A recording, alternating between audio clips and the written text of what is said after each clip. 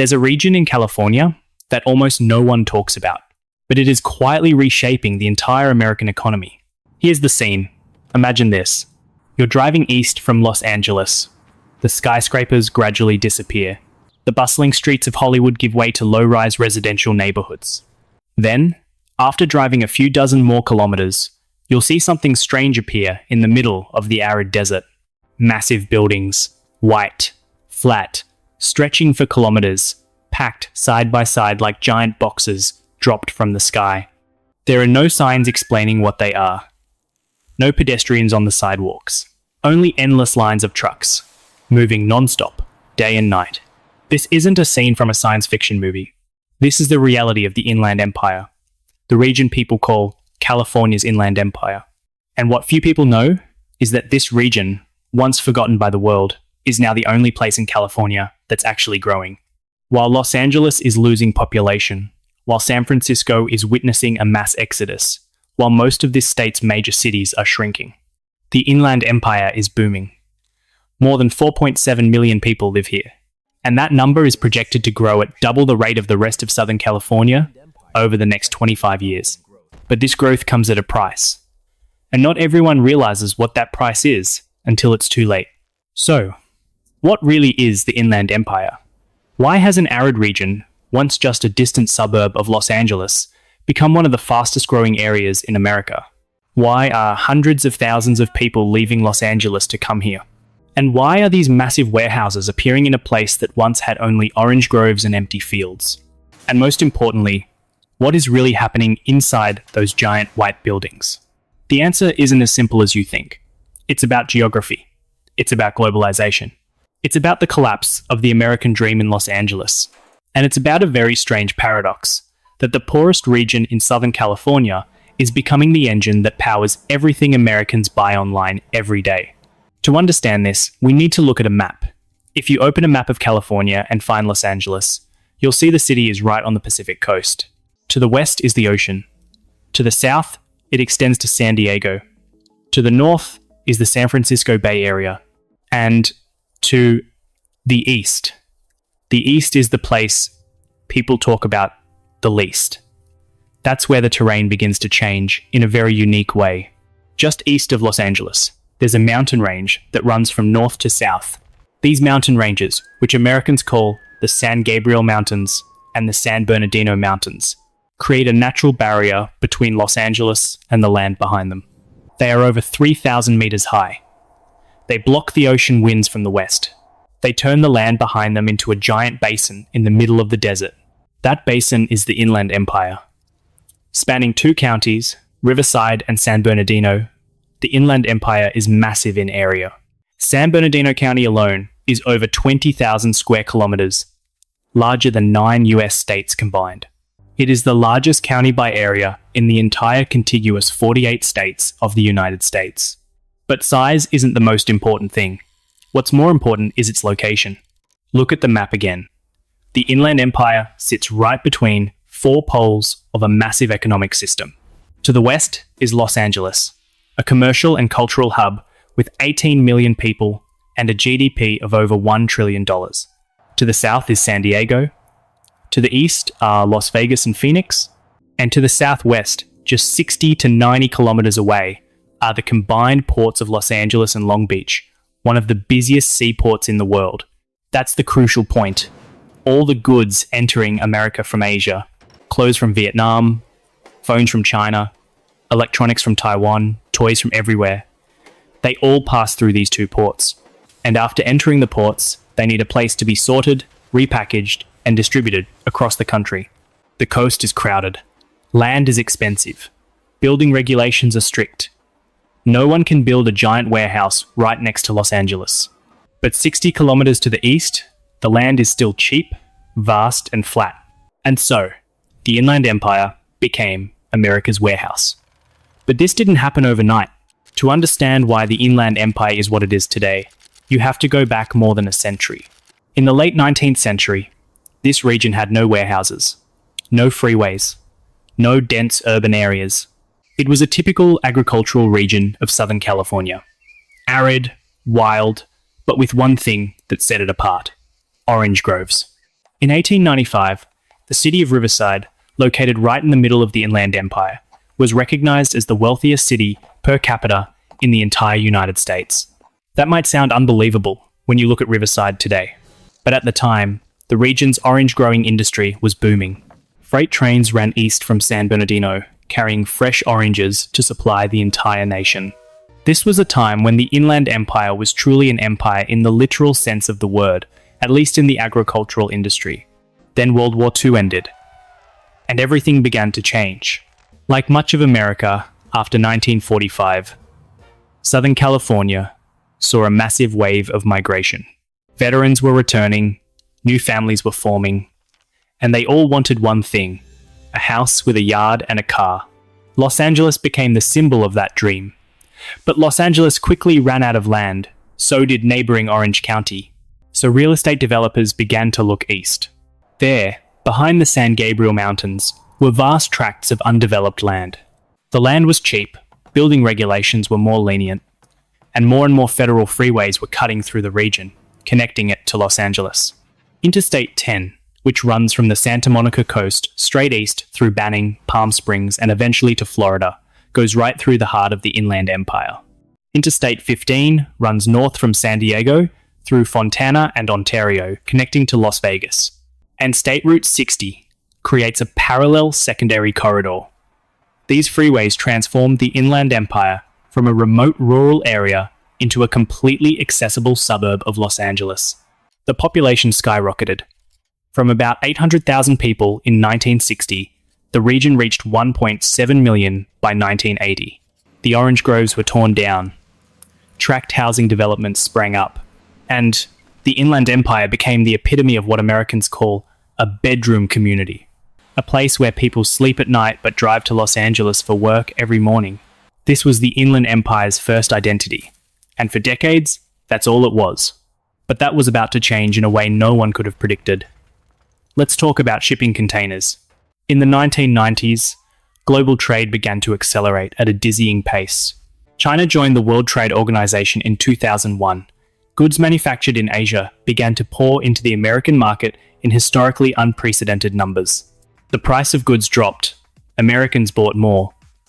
And all those goods had to pass through somewhere to get inland. The Port of Los Angeles and the Port of Long Beach, located right on the coast of Southern California, became the main gateway to the American economy. By the early 2000s, this was the largest port complex in North America, handling tens of millions of containers each year. But containers can't just sit at the port forever. They need to be taken to warehouses, where they are opened, sorted, repackaged, and sent on their way to consumers. And this is where the Inland Empire's geography became its most powerful, competitive weapon. Industrial real estate developers looked at a map and realized something. The Inland Empire was at the ideal distance from the ports, not too far to make transportation expensive, and not too close for the land to be expensive. The region is located at the intersection of two of the most important federal freeways. It had an abundant supply of cheap labor, and it had thousands of acres of flat land ready to be built on. So they started building. At first, it was just a few small warehouses scattered along Interstate 10. Then it grew to a few dozen, then a few hundred, and then, by 2024, the official number was over 4,000 warehouses in the entire region, occupying over 1 billion square feet of floor space. To put that in perspective, 1 billion square feet is equivalent to about 17,300 football fields laid side by side. That's enough warehouse roof space to cover an entire medium-sized city. In 1980, the Inland Empire had only 234 warehouses. 40 years later, that number had multiplied by more than 17 times. And these aren't small warehouses. Amazon has built fulfillment centers here that are over 100,000 square meters each. Walmart, Target, Home Depot, FedEx. They all have massive facilities located along the region's transportation routes. Amazon's air hub at the San Bernardino Airport alone, one of the company's 8 largest hubs in the entire US and the largest on the West Coast, processes 18,000 packages per hour, every hour, 24 hours a day. And when the warehouses came, people followed. Model, but not the people you might think. The story of migration to the Inland Empire isn't about tech engineers or financial experts leaving San Francisco. This is a story about ordinary families, people who once lived in Los Angeles, but can no longer afford to stay. Let's look at the numbers. In 2021, the median home price in Orange County, just south of Los Angeles, surpassed the $1 million mark. In Los Angeles County, that number was around $800,000. These figures aren't for mansions or luxury homes. This is the median price, meaning an ordinary 3-bedroom house, nothing special. Meanwhile, in Riverside, right in the heart of the Inland Empire, the median home price at that same time was still under $500,000, nearly half the price of Los Angeles. That led to a massive wave of migration eastward. In the 2 decades, from 2000 to 2020, the counties of Riverside and San Bernardino grew by more than 1 million people. New suburban communities like Moreno Valley, Fontana, Eastvale, and Menifee sprang up in just a few years. Thousands of identical houses built on land that was previously farmland or desert. But here is the first paradox of the Inland Empire.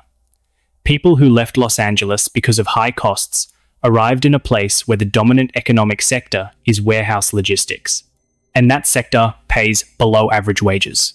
According to data from the University of California, Riverside, the average wage in the logistics industry here is only about 75% of the region's overall average wage. The per capita income of the Inland Empire is in the bottom 25% compared to major metropolitan areas across the United States. People fled Los Angeles because they couldn't afford to live there. But when they arrived in the Inland Empire, they worked in giant warehouses for wages, just high enough to pay for their homes. Homes that are getting more and more expensive because the very wave of migration they're part of is driving up the prices. The median home price in Riverside in 2024 has surpassed the $640,000 mark, nearly double what it was 10 years ago. In San Bernardino, the equivalent figure is around $530,000. The housing affordability trap that people tried to escape in Los Angeles is slowly repeating itself right here in the Inland Empire. But there's something few people talk about, a silent tragedy unfolding right beside those beautiful new homes and those clean, gleaming warehouses. Imagine you live in a quiet residential neighborhood in an area like Fontana or Bloomington. Your house is just a block away from an Amazon warehouse. Every morning you wake up, open your window, and see a line of 18-wheelers on the street in front of you. Every night, even at midnight and 3 in the morning, the roar of diesel engines never stops. And more importantly, you're breathing that air. According to a study from UC Riverside published in 2024, the Inland Empire's 4,000 warehouses generate about 600,000 truck trips every day. Those trips release more than 300,000 pounds of diesel particulate matter, 30 million pounds of nitrogen oxides, and about 50 million pounds of carbon into the region's atmosphere each year. The Inland Empire consistently ranks among the most polluted areas in the United States for both ozone and fine particulate matter, and the geography doesn't help. The San Bernardino Mountains surround the area like a giant bowl. Wind blows into the valley, but can't easily escape. The pollution gets trapped. It accumulates day after day. The region's residents, mostly low-income Latino and African American families, are suffering from higher than average rates of asthma and lung cancer. Studies show that children living near the region's major logistics corridors have a significantly higher risk of developing respiratory illnesses compared to children in other areas. Residents in Bloomington, a small community right next to Fontana, have organized protests against the construction of more warehouses. They aren't against jobs. They are against their homes being surrounded by giant, smoke-belching boxes. They are against their residential land being rezoned as industrial land without their genuine consent. But the decisions to build warehouses are approved by each individual city. There is no single agency governing the entire region. Every small city wants the tax revenue from industrial zones. And so, no one sees the bigger picture until the whole region is already drowning in giant white boxes and diesel fumes. An independent research group sent a letter to California Governor Gavin Newsom, urging him to declare a public health emergency in the Inland Empire and impose a moratorium on new warehouse construction. The response they received was a document citing a plan to transition to electric trucks by 2045. 2045. Meanwhile, the people of Bloomington, Fontana, and Rialto are still breathing today's air. And this is something truly few people know about the Inland Empire. A paradox that even those who live in the region sometimes don't realize. Most of the goods stored in those massive warehouses are not for the people of the Inland Empire. Read that sentence again. The enormous warehouses that stretch for miles, generating hundreds of thousands of truck trips a day, polluting the very air that local residents have to breathe. Those warehouses are not storing goods to be sold to the people of the Inland Empire. They are just way stations. Goods arrive from Asia, stop here for a few days or a few weeks, and then continue their journey east to Denver, Dallas, Chicago, New York. The Inland Empire is the lung through which the rest of America breathes. But it is this very region that bears all the ecological consequences of that process. People here work in warehouses for low wages, handling products they themselves cannot afford to buy. They endure the air and noise pollution from trucks carrying goods they don't use. And they watch their home prices rise due to economic development that doesn't bring them real prosperity. An economics professor at Claremont Graduate University described the location of San Bernardino County in a very visual way. He said if you look at a map and zoom out, you'll see San Bernardino County situated right between four massive metropolitan areas. The LA Basin, with its 18 million people and trillion-dollar GDP, San Diego, Phoenix, and Las Vegas. In total, 30 million people and $1.8 trillion in GDP surround it. He concluded that San Bernardino County is probably the largest logistics hub in the United States. But for whom is that a victory? That question isn't easy to answer. Looking at the Inland Empire of 2025, the picture is a perfect contradiction. On one hand, it's a story of California's most impressive growth. Between 2020 and 2024, when nearly every other major metropolitan area in the state lost population, the Inland Empire was the only one that truly grew. New residential communities appear constantly. New shopping centres are built. Local tax revenues increase. On the other hand, the quality of life for many who live here is being eroded in ways that aren't immediately obvious. Traffic is getting worse. Interstate 10 and Interstate 15, routes that were once the region's competitive advantage, are now among the most congested freight corridors in the United States. Every day, thousands of cargo trucks jostle with millions of private commuter vehicles. And because the entire region is planned as urban sprawl, no one lives close enough to a train station to take the train instead of driving. The logistics industry, which creates most of the jobs in the region, is on the brink of a major transformation. Automation is being implemented in warehouses. Robots are replacing people to arrange, sort, and transport goods. And there's a concern that researchers at UC Riverside have pointed out. The Inland Empire's economy is overly dependent on a single industry. If the logistics industry contracts due to tariffs, automation, or shifts in the global supply chain, this region will be vulnerable in a way that no alternative economic sector could quickly compensate for. This is the legacy of development without a master plan. Each small city competes with the others to attract new warehouses, each one generating a little more tax revenue, but no one was looking at the big picture until the entire region was locked into a single economic model. I want to conclude this story with one final detail. In 1895, Riverside was the richest city in America based on per capita income. This land was famous for its vast orange groves and the trains that carried its fruit everywhere. It was a symbol of America's 19th century agricultural prosperity. More than 100 years later, the Inland Empire is still the center of a massive distribution system. But instead of oranges, it's now iPhones. Instead of farmers who own their own land, it's now hundreds of thousands of warehouse workers earning hourly wages that are just enough to get by. That land was once a symbol of the American dream. Now, it's the machine that runs that dream for other people, while its own residents are left wondering if they still have a part in that dream. If you drive east from Los Angeles at dawn, you'll see the sun rise behind the San Bernardino Mountains, casting a golden light over the endless white roofs of warehouses stretching to the horizon. It's an image that is both beautiful, and in the small houses nestled beside those gigantic buildings, millions of people are starting a new day. They wake up, they go to work, they pack the things that other people will receive the very next day. And America's consumer economy keeps running, built upon a land whose geography sealed its fate centuries ago, even though none of the people living there today had a choice in the matter.